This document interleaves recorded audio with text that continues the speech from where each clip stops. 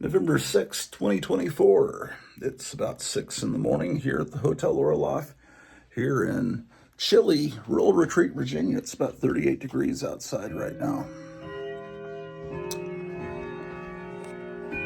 Well, 6 a.m. How about that, ladies and gentlemen? Well, did a live stream last night. Extremely tired because I didn't sleep the night before when we were watching the election returns, and then watched Trump give his speech, when he was, man, that was something else. But then yesterday, the live stream, I was falling asleep all through that thing. In fact, I watched it right after we ended the stream. I went up because my wife was talking to her friend, and she said, "Your husband keeps falling asleep." And so we watched that part at the end, and it was really comedy gold. If you go and watch last night's live stream, it was billed as a big Trump triumph victory party, but I was a little too sleepy to really be that amazingly entertaining. But it was a good show, I think. At the end, Meyer Greenblatt was showing some amazing toys and cars, and you can see me on the side.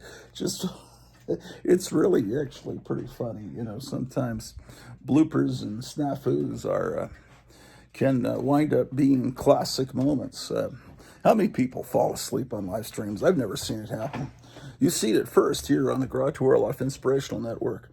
Here brought to you in living color on the Orloff Inspirational Network, Channel 47 WFUN, broadcasting to you by satellite, by Elon Musk's satellite from here in Rural Retreat, Virginia. We have our transmitter up in the attic here. How about that? Okay, so we're getting ready for another day at work. And what are you guys doing, man? Oh, I had a live stream scheduled for tonight because my wife was supposed to work. They called off work for her tonight. And so she says that if I live stream on Friday night, she kind of likes it because she can watch the show. Anyway, I don't know. We'll see. I rescheduled tonight's live stream to tomorrow night, to Friday night at 7. And I don't know. Yeah, I guess I'll do it Friday. Tonight, I'd like to hang out with my wife. A lot of stuff we've got to get caught up on. Saturday and Sunday, I have live streams scheduled because, man, they have so many commercials here on Rumble. I'm recording Alex Jones' show from the, November 5th from Rumble. But there's so many commercials, and I'm not going to be around to cut them all out. All right, we are now into hour number 4 of my coverage. All right, I'll shut it off in an hour. I've got the timer set to go off after an hour. So, okay. I record this show because I'm insane.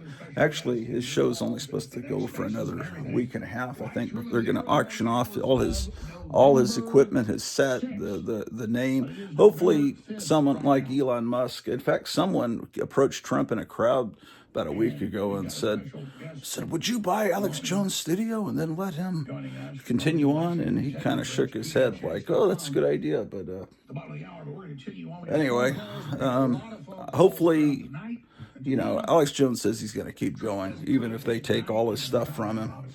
They were trying to take his name from him, too. It's like, you can't have your name. That's all right. It's all part of their lawfare that they use to silence, people that get too close over the target. They try to shut them down. Oh, well. Okay. The dog is fat. The dog is fed, is what I meant to say. The cat here has been fed. I need to be fed. What do I need to do? Okay, I've got my glasses.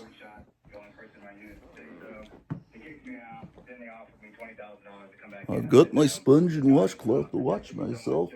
And what other thing I really need? My very favorite little pal, my rubber ducky. No, here's something I need. I have some Christmas tree ornaments that don't have the hooks on them. So I imagine I could order a package from. Wouldn't they just be at Dollar General? Do I need to order Christmas tree hooks from Amazon? Ugh. I don't know. Here's the current state of the Christmas tree. And I've got these outer space ornaments. I've got Donald Trump. It's a Donald Trump Christmas. I've got Christmas ornaments from the 70s, from when I was a little kid, family hand-me-downs. There's another rocket ship. These outer space ornaments were at Target about 10 years ago. I've got my little torture victim jigglers from the 70s, more Trump, a monkey, Frankenstein's monster. Oh, this little bear needs to be a little more. Oh man, come on, bear. This is from my childhood too. Anyway, got to get some ornaments on here. Be festive because it's going to be the greatest, or the best and greatest mixed together is the grest. That's the new gratu word. The grest Christmas ever.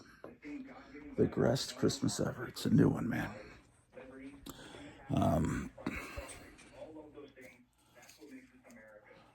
Man, I'm really excited because Kevin Johnson, the owner and proprietor of Gotham City Comics, I think, oh man, I've got to go live tomorrow because he's going to get in the shock monster masks tomorrow. And that's one of my Christmas presents that will be under the tree. My wife is getting it for me. I don't know if she knows she's getting it for me yet, but she's getting a shock monster mask for me. And before that, because we're going to have Thanksgiving presents, I'm going to order another package from Kevin. This is a store, by the way, Gotham City Comics. This is his phone number. He uncovered a comic last night that I fell in love with, called Angel. It's like a female Dennis the Menace comic from Dell from the 50s. And I said, put that in my hold pile. That looks amazing. Because, you know, the thing about Dennis the Menace, that was one of my earliest loves, the Dennis the Menace comic book. Thank God I'd never seen the TV show, because the TV show, the kid Jay North that played Dennis the Menace, I always hated that kid. And he was too old to play Dennis the Menace. But anyway, I didn't see that show until years later. My obsession with Dennis the Menace comics in the early 70s, man, I loved them, but I really, now that I look back on it, or I realized that really at the time, around 71, 72, some of them were better. And those are the ones that were reprints of comics from the 50s and early 60s, because the art style was different, and Dennis the Menace was like more malicious and dangerous. And it's like they were a lot funnier too than the later Dennis the Menace in the 70s. They weren't drawn the same, had a looser drawing style.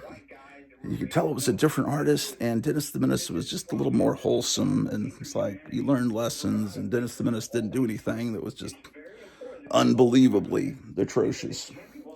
I like the more dangerous Dennis the Menace.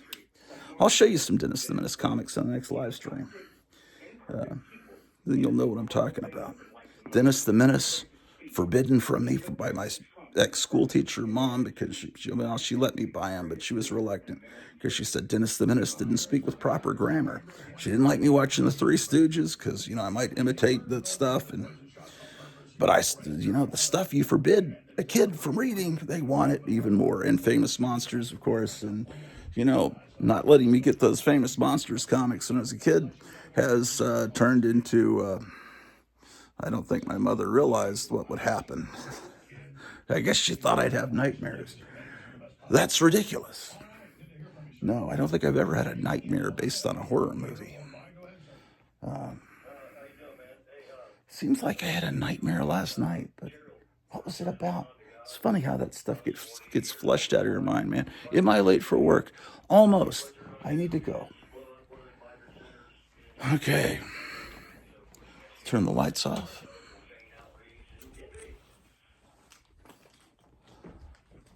I think that's definitely one of the things on the agenda, brother. Do me a favor, turn your radio off. Oh, that's you. Sorry. I know my voice. Yeah, I hear myself. Oh my gosh. They're going to make Alex Jones mad there. Okay, I've got my car keys. I got my glasses. It's going to be a little lighter. Oh man, look, it's a foggy hammer morning. It looks like we're walking into a Sherlock Holmes movie out here. Look at this, man.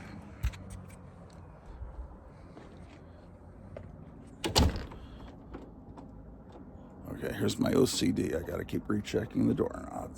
You know, like a nut. 1, 2, 3, 4. I got to beat it, man. It used to be the worst thing in the world. I just keep doing it. I've got to break myself. If you have OCD, I understand, man. They say it's only us and really intelligent people that have it. But it can be really bad, you know, especially when you wash your hands over and over again. It's usually comes with stress. I don't know what stress that I could possibly be under. A lot of that stress is gone. Oh, doesn't that look like the movie poster for The Exorcist? The one hope, the only hope, The Exorcist. Out of the fog, into the smog.